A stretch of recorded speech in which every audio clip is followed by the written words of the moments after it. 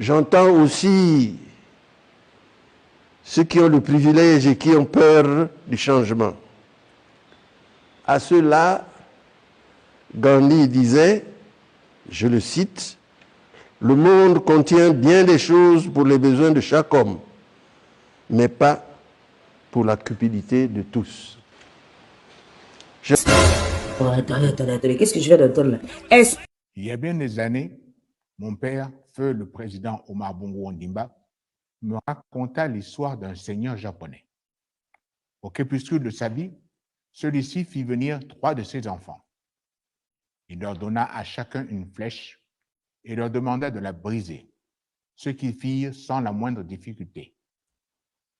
Le vieil homme prit ensuite 3 autres flèches, les attacha entre elles et demanda tour à tour à chacun de ses 3 fils de briser l'assemblage. Malgré leurs efforts, aucun des 3 fils n'y parvint.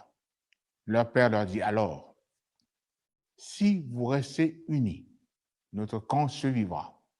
Mais si vous vous désunissez, alors il périra. » Cette histoire nous rappelle que l'union fait la force. Cher futur président, jusqu'à un passé encore très récent et en tant qu'enfant, nous n'avions que le devoir d'écouter. Mais aujourd'hui, le contexte nous autorise une prise de parole.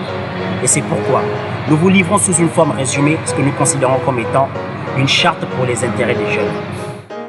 L'inconscience et le cynisme des personnes dont le seul but est de confisquer le Gabon et ses ressources à leur propre bénéfice. C'est la preuve supplémentaire que la vie de notre pays... Interrogation.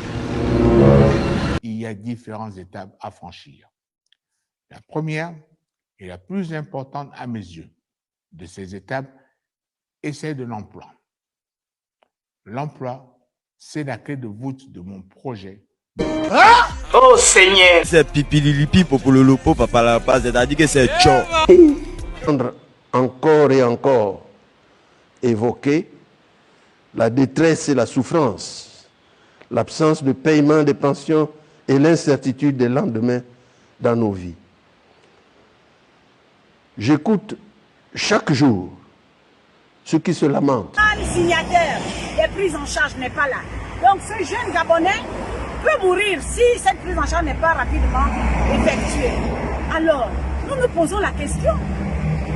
Nous nous posons la question, monsieur les membres du gouvernement, à quoi ça nous sert cette assurance maladie? L'emploi, c'est la clé de voûte de mon projet, mon absolue priorité. Car tout le reste, ou presque, en découle. En ce domaine, mon objectif n'a pas varié. Je vise le plein emploi. Malgré les difficultés, je sais que nous y parviendrons. Pour cela, je ne ménagerai aucun effort, car l'avenir de nos jeunes et du pays tout entier en dépend. À quoi ça nous sert cette assurance maladie? Lorsque ces gens-là ont des salaires colossaux, ils se fixent même des salaires. Un DG qui est payé à 15 millions, quelle est sa rentabilité? 15 millions de francs CFA par mois, c'est le salaire du DG actuel de la CNAMDES. Devant les tribunaux de Libreville, sur les détournements des fonds publics d'une ampleur et dans des circonstances sans précédent. Ces révélations... La veuve et l'orphelin, si leur bien ne tombe plus entre de mauvaises mains. Si tu nous protèges de toute forme de harcèlement, on te soutiendra massivement. On dit, derrière un grand homme se cache une grande dame, comme derrière un grand feu se cachent des petites flammes. Tous ces efforts seront vains tant que nous n'aurons pas éradiqué ce fléau, cette graine, ce cancer que constitue la corruption dans notre société. La corruption entrave le développement de notre pays. Elle mine la cohésion de notre société. Ils veulent un président, un décideur, pas un dissident. Ils veulent un dirigeant, ils veulent une direction. Ils veulent que le Gabon devienne une destination touristique, économique, artistique, académique.